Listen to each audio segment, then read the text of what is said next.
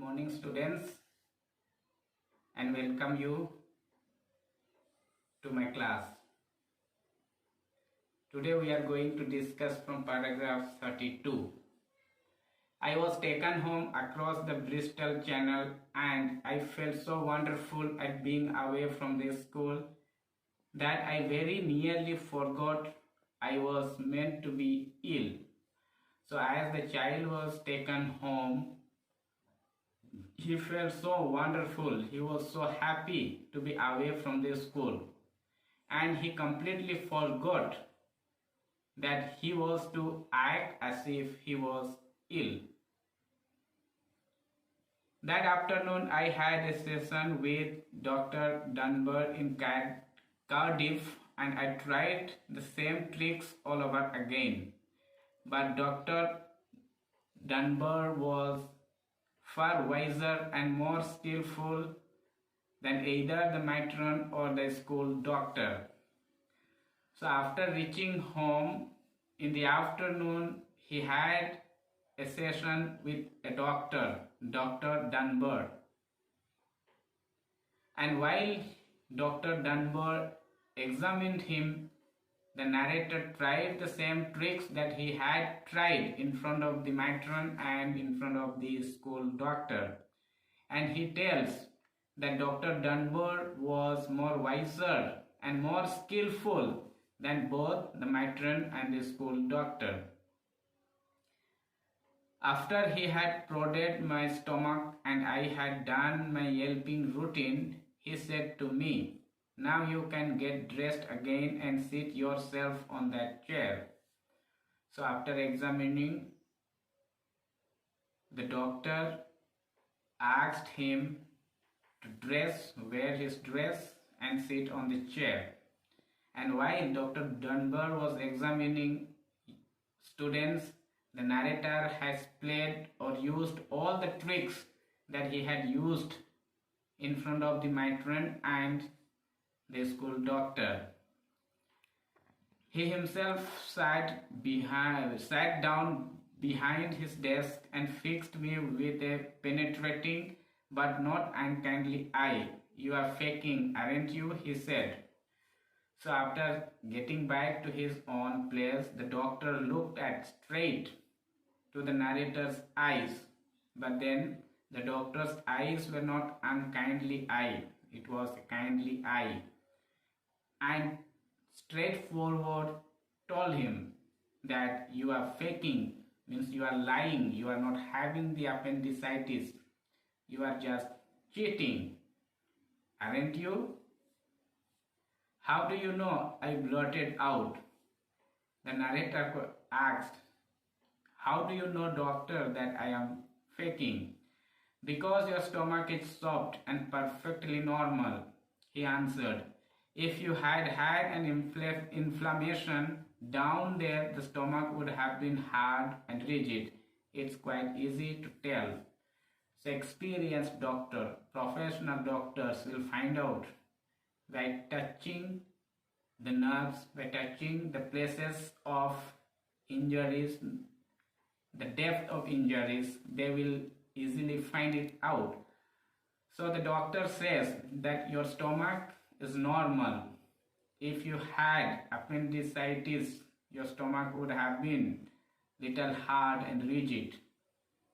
But then your stomach is quite normal, perfectly normal. I kept silent. "I expect you are homesick," he said.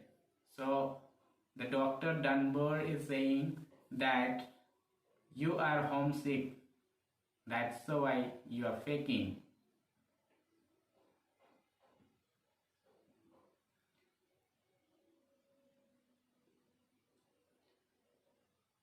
I nodded miserably. I nodded miserably means narrator just agreed that he is faking. "Everyone is at first," he said. "You have to stick it out. And don't blame your mother for sending you away to boarding school. She insisted you were too young to go. But it was I who persuaded her It was the rigid thing to do. Life is tough, and the sooner you learn how to cope with it, the better for you. The doctor is telling that everyone is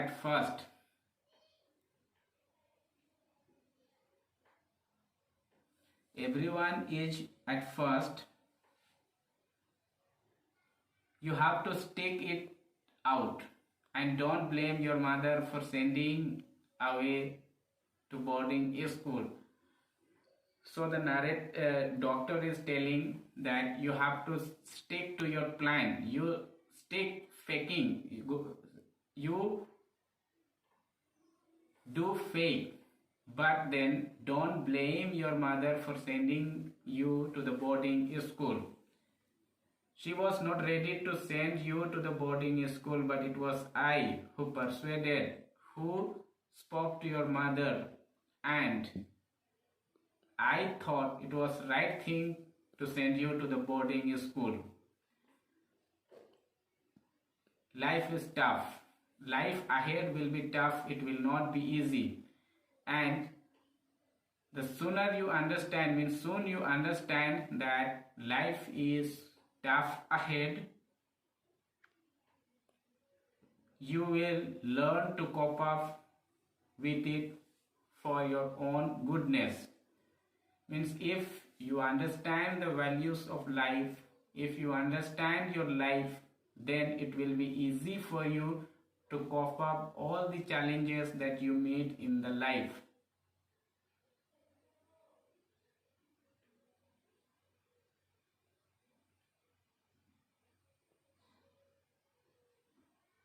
So dear students, whatever challenges we meet in our life, we should accept it as grace and try to face all the challenges. And challenges are momentary, they are not permanent, they come and go.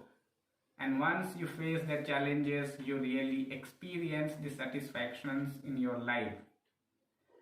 What will you tell the school? I asked him, trembling. So now, since he is really found out that he was faking, he was not suffering from the appendicitis, he is asking the doctor, what will you tell to the school?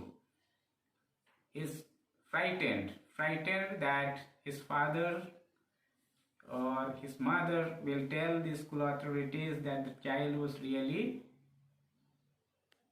cheating. I will say you had a very severe infection of the stomach, which I am curing with pills, he answered, smiling. So the doctor is telling that I will tell that my son was really suffering from the stomach infections, and he has been given the pills, he has been given the medicines, and he is getting cured.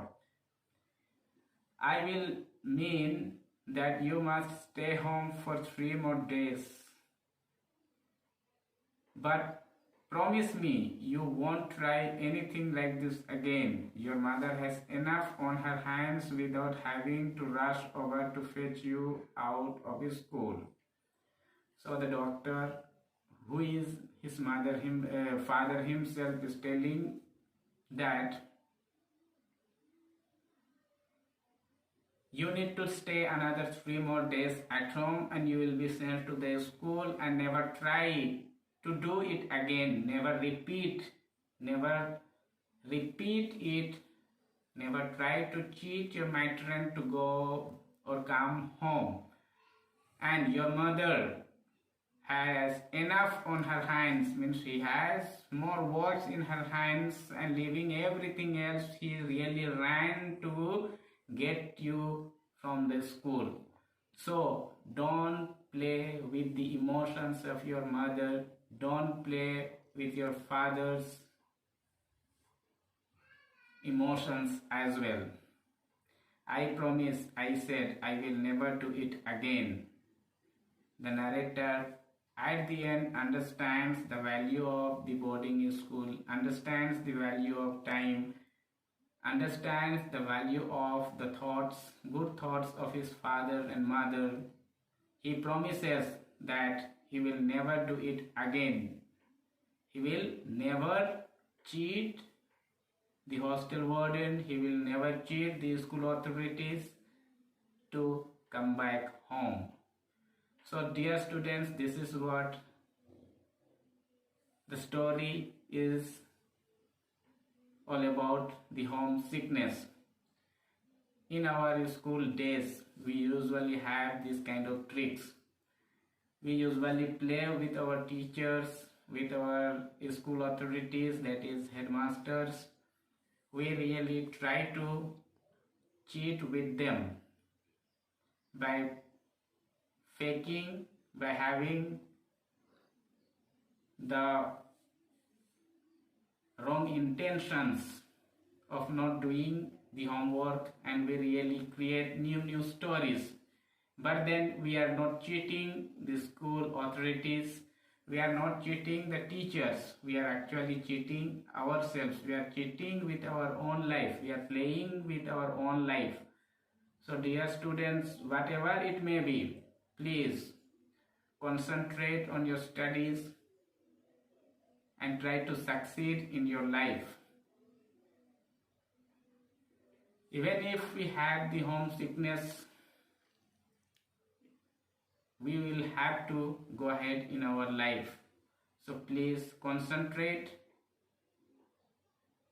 and read every day.